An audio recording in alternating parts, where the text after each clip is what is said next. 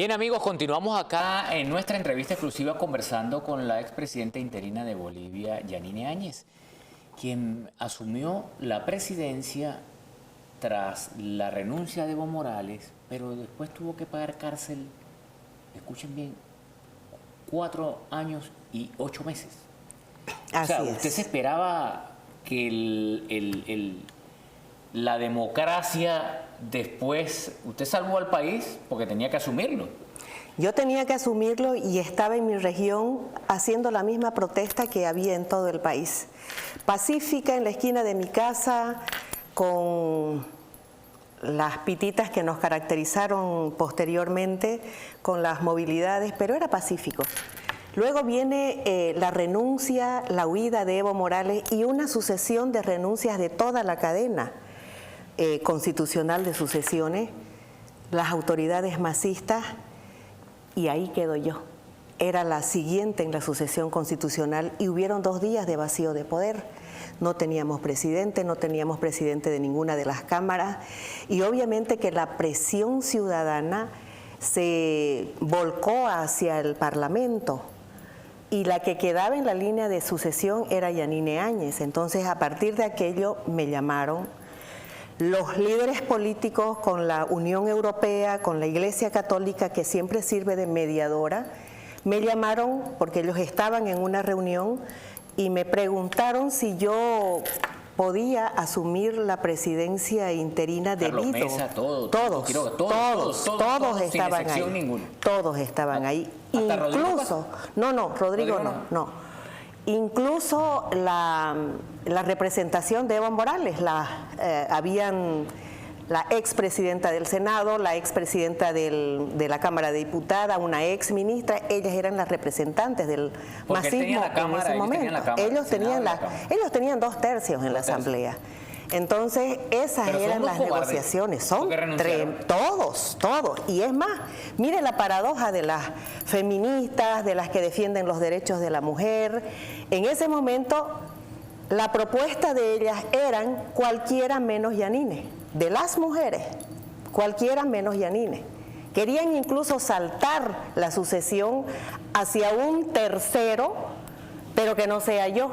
Y eso fue lo que los líderes políticos y la iglesia no les aceptaron porque dijeron, nosotros queremos la sucesión constitucional. Solamente si ella también renuncia a eso podríamos aceptar una cosa así. Pero ahí estuve yo y creo que me siento con la conciencia muy tranquila porque cuando el país me necesitó, ahí estuve.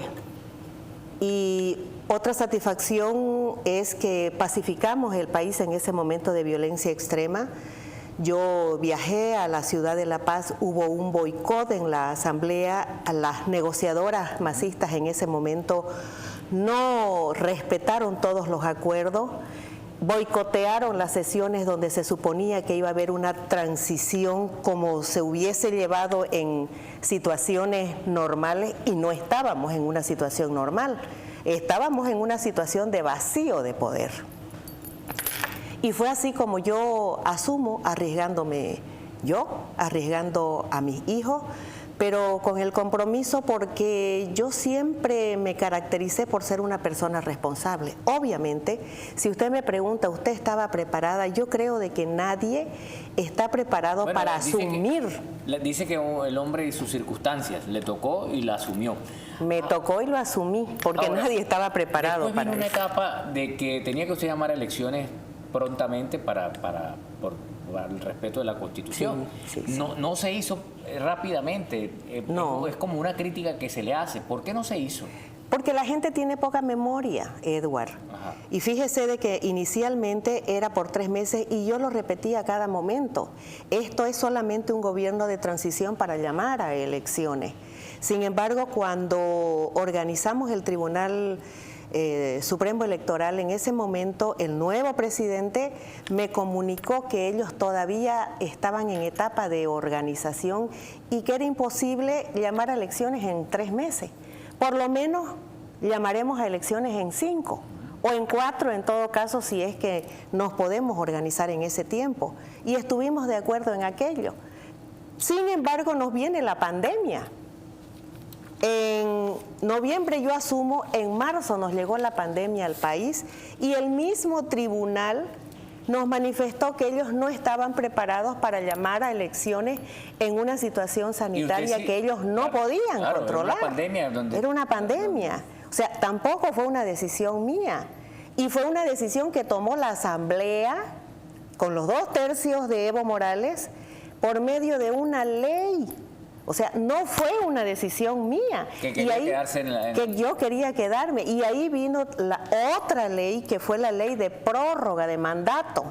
Lo que pasa es que llega un determinado momento en que todo el sistema político, una que es el blanco de todas las críticas, le echan lodo por todos lados. Y aquí quiero hacer referencia a que no solamente fui el blanco de las críticas y del manoseo a mi nombre y de endilgarme muchas cosas que no eran mi responsabilidad del masismo, sino que para esto también se presta la oposición política ya por intereses personales, por intereses partidarios que a mí me parecen en un momento tan delicado realmente inescrupuloso.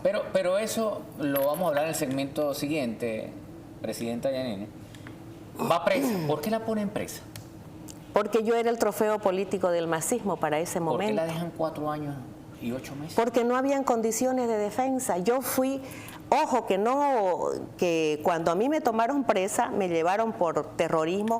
Primero ¿Qué le formularon? Porque todo esto es un manual. Así hacen en Venezuela, en Nicaragua, lo mismo. Para empezar, yo no tenía ninguna acusación. A mí no me llamaron a declarar, a mí no me notificaron formalmente para que yo vaya a la fiscalía. Directamente fueron y me llevaron presa, y cuando ya yo estaba primero en la carceleta en la fiscalía, ahí me presentan una acusación por terrorismo. Por sediciosa, por conspiradora, etcétera. Y luego, ya estando en la cárcel, como una violencia sistemática psicológica, ya vienen 8 procesos más. En realidad yo tenía 9 procesos, todos, hasta genocida. Bueno, lo mismo que pasa en Venezuela, lo mismo que hacen en Nicaragua, lo mismo que hacen en Cuba. Y eso tiene un propósito, quebrantarlo a uno para poder después chantajear y uno quiera inculparse por evitarse ya tanto manoseo a su nombre, a la familia. A mí corretearon a mis hermanos, a mi hija le abrieron procesos, la amenazaban todo el tiempo con meterla presa. Y eso, todo eso el MAS. Claro, todo eso ellos, sin tener argumento alguno. Bueno, hacemos la siguiente pausa y seguimos en nuestro segmento final con la presidenta de Bolivia, o expresidenta de Bolivia, Yanine Áñez. Ya regresamos.